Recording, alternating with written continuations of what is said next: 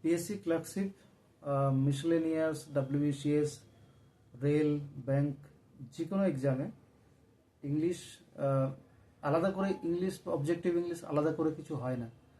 যেমন পিএসসির জন্য হয়তো আলাদা আলাদা ইংলিশ থাকবে, আলাদা গ্রামার থাকবে, এসব না। গ্রামার একই জিনিস, সব সব পরীক্ষাতে একই রকম গ্রামার থাকবে। তো গ্রামার ফার্স্টে তোমাদেরকে গ্রামারের কনসেপ্টটা ক্লিয়ার করতে হবে। প্রতিটা টপিক, প্রতিটা টুলস, গ্রামাটিক্যাল টুলগুলো, প্রতিটা কনসেপ্ট ক্লিয়ার করতে হবে। এবং মেন জিনিস যেটা সবচেয়ে গুরুত্বপূর্ণ যে জিনিসটা, সেটা হচ্ছে টেন্স।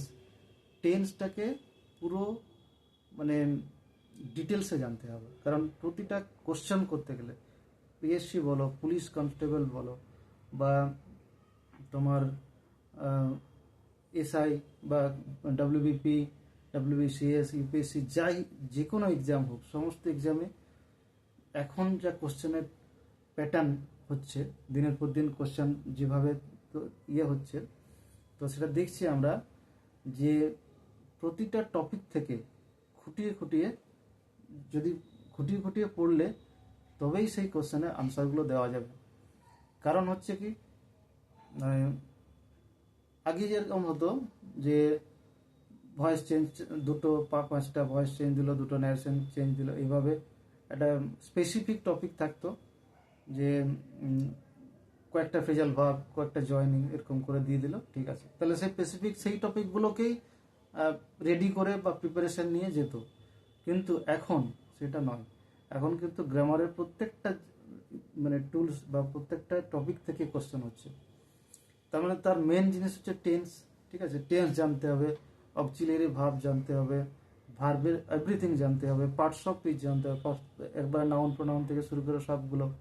তারপর voice change, narration change, joining, splitting, WH question, তারপরে ভোকাবুলারি সব কিছু আছে। ভোকাবুলারি যেমন তোমার অ্যান্টোনিমস, সিনোনিম, হোমোনিমস, ঠিক আছে। অ্যান্টোনিমস মানে অপোজিট ওয়ার্ড, আর সিনোনিমস মানে নিয়ারেস্ট মিনিং, যেটা সমার্থক শব্দ, সেম মিনিং।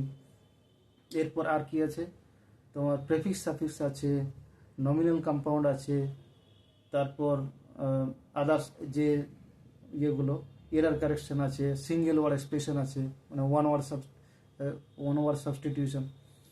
আচ্ছা, এইরকম যে টপিকগুলো, প্রত্যেকটা টপিক ধরে ধরে ডিসকাস আমরা করছি, ক্লাসে ডিসকাস আমি করে দিচ্ছি।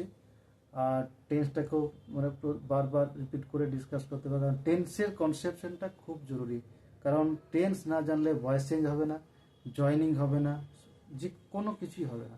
তার জন্য টেন্সটা খুব জানা দরকার। এতএব সবাইকে বলছি, টেন্সটা খুব ভালোভাবে প্রিপেয়ার হও, মানে তৈরি করো, টেন্সটা কনসেপ্টটাকে ক্লিয়ার করো। ওকে, থ্যাংক ইউ ভেরি মাচ।